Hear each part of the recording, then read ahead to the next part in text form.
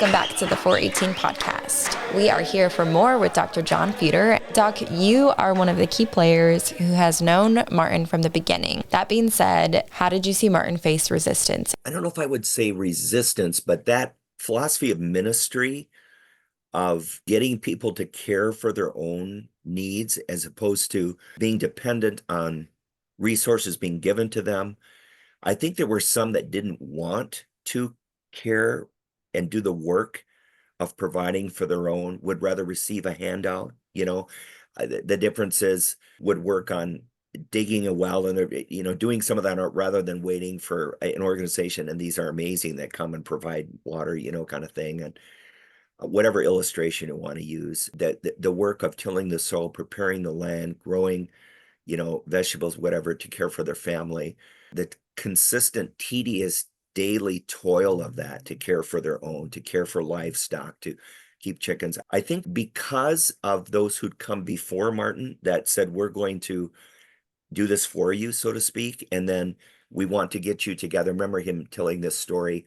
An organization would come in and they would bring a lot of resources, food, clothing, whatever, and then they would take pictures, and everybody would be waving, and then they would go back to the States and say, hey, because you gave so generously, we were able to do this for these poor Africans. And then they would run out of those resources and still be dependent, waiting for the next group to come.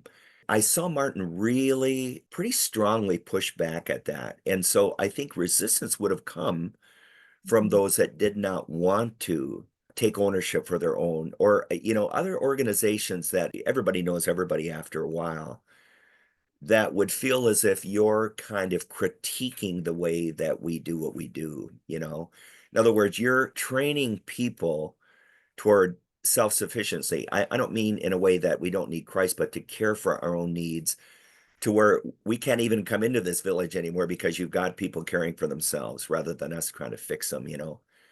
So I would sense the philosophy of ministry that really, from the beginning, he sought to drive and develop, kind of swims upstream from a historic, sadly colonial mindset of people coming in to try to fix people. Now, provisions that were made historically, missions, hospitals, all that, I get it, man. Schools, no doubt. Like there's the legacy of missions in Africa still from outside in, is something. But yet there was also a mindset that sadly cultivated dependency. So I'll give you an example too. You'll love this. My dear wife, she sews and stuff. And somehow through somebody, she started making dresses out of pillowcase dresses, and went to a fabric store here and was buying this material. And this lady asked him what she was doing. And she was, I'm making all these pillowcases, dresses. I'm using this material, and we're going to take these to Africa to, clothe children that. So man, this lady heard that. She got some of her team. They cranked out hundreds of these dresses. So our big idea was to take these to Africa. And Martin was basically like, you know what? It would be better to teach our women in Africa to sew and do it for themselves than for you guys to show up with all these dresses. And it was said lovely, and I get it, and he's right. And I remember my wife's eyes just going, it was kind of like one of those little light bulb moments. Now I can't remember, we did get a ton of dresses over there. He kind of caved into us a little bit, I think. So I remember a lot of us stuffed our suitcases with like dresses, like a guy save room for these. And they're just adorable little things. So you would show up at one of these schools and oh my goodness, the kids would come running, and then the boys had their little pants, and shirt, and the girls had their dresses. But that was a one and done, man, because we heard him. Better to get people to donate a little bit to get some sewing machines and set up sewing classes for the women to care for their own. But see what that is, Emily, is it's us feeling good about what we did. Oh, we did all this work, and it was sincerely done. I get it. You know what? The answer was not for Americans to ship all this stuff over there, but rather for Africans to be taught how to do it themselves. So that does meet, certainly not in our lives, but resistance in some circles where people would rather feel good about, look what I did to help Africans. God forbid that I should go and be in country and teach them to sew. You know what I mean? It's more comfortable, convenient to stay here, write a check, send stuff than it is to really enter into the pain of a place and a people. And to hear Martin articulate that, it would get quiet in the room because you get convicted by that. No, I get it. Not everybody can go, and you don't have to go necessarily, but it's a mindset that, there's a phrase that says, in order to be for a people, you must be first with a people. And it's the withness, if you will, that Martin displayed, and that I've over these years tried to help our Moody students understand that ministry at its best is always incarnational. The Word became flesh, Christ himself made his home in our midst. There was an incarnational framework in Martin from the jump, and we entered into that. And I think missions at its best is skin in the game, scars, so to speak. Oh, it'll cost you. But at the end of the day, people see that in you. They see Christ in that, and they develop the wherewithal to model that themselves.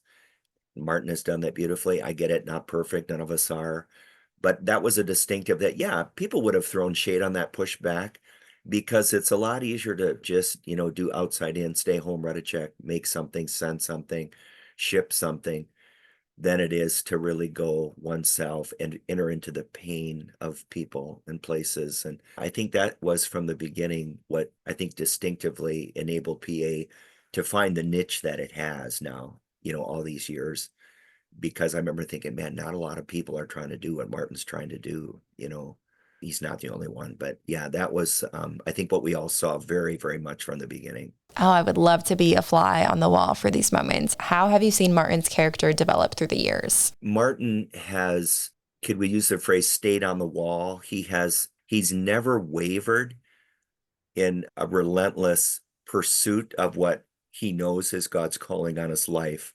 And I tip my hat to that because there are many, I think, that have started and maybe in the midst of trying to see fruit and impact and results and meet resistance.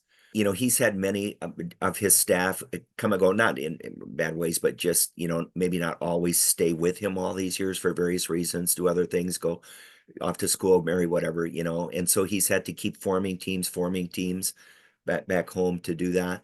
He did so much of this, as you know, Emily, with very little resources, and he never said, okay, this isn't working, I just don't have enough to sustain it. He kept on even when I think he didn't even know if those resources were going to come. And then I think also, he really was able to translate a vision into action, yes, but to scale it. Like I remember the times that he would have me come.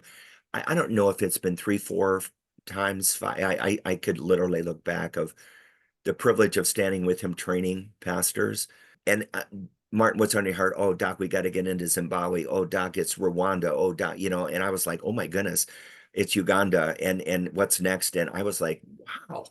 And it every time it's like, what's up next? Who's got next kind of thing, Martin. And it was just, he had a capacity to keep dreaming ahead of what he really even had the resources to do, and just to take new ground always, and I think there's a uniqueness in that. There are some guys live in a world of vision and they don't really know how to put legs on it. And I think Martin was able to put legs on vision and kind of as a both and, which is kind of rare. And to be able to articulate it with such eloquence and to anchor it in the scriptures and to doggedly keep pursuing it. It's almost like, scripture talks about the man of one thing, David, Psalm 27, verse 4, Paul, Philippians 3, and, this one thing I do, that's kind of been Martin's calling. He's given the best years of his life, but he's got all these countries in mind, He had vision, he kept at it, doggedly pursued it, stayed on the wall.